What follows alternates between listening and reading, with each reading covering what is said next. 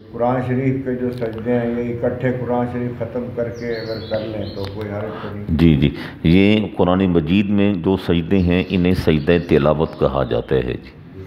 اور یہ جہاں بھی آپ قرآن مجید کی سجدے والی آیت تلاوت کریں گے تو ایک سجدہ کریں گے۔ اور بعض اوقات ایسا ہوتا ہے کہ انسان پڑھتا رہتا ہے اور قرآن پورا ہو جاتا ہے تو قرآن پورا کرنے کے بعد ایک ہی دفعہ 14 سجدے اکٹھے کر دیتا ہے۔ اس طرح جائز ہے، اس طرح کر سکتے ہیں، لیکن مناسب نہیں ہے۔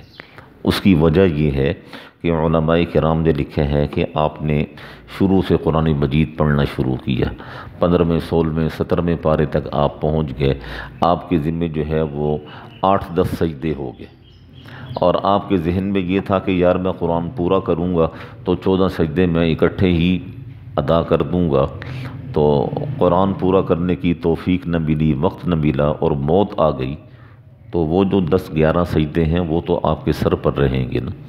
اس لیے علماء کرام فرماتے ہیں کہ جیسی سجدے کی آیت تلاوت کی جائے تو کوشش کی جائے فوراً سجدہ کرنے کی، ورنہ جلدی سے جلدی سجدہ یہ واجب ہے اسے ادا کرنے کی۔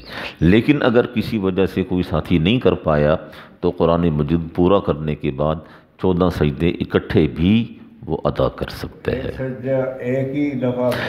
جی، ایک سجدہ ایک شمار ہوگا، ایک سجدہ ایک شمار ہوگا۔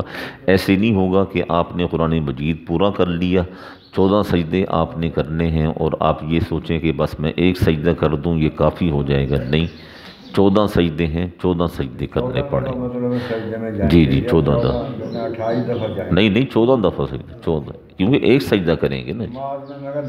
نماز میں جو ہے نا سجدہ سہو ہے، وہ تو جب انسان بھول جاتا ہے، واجب رہ جاتا ہے، جی واجب رہ جاتا ہے یا فرض میں تاخیر ہو جاتی ہے تو وہ سزا یہ ہے کہ 2 سجدے کیے جائیں۔ سزا جو ہے نا ذرا سخت ہوتی ہے نا، تو وہ تو سزا کے طور پہ انسان کرتا ہے نا، اس لیے 2 سجدوں کا حکم ہے، لیکن قرآن مجید میں جو سجدے ہیں اس میں ایک سجدے کا حکم ہے۔ اس میں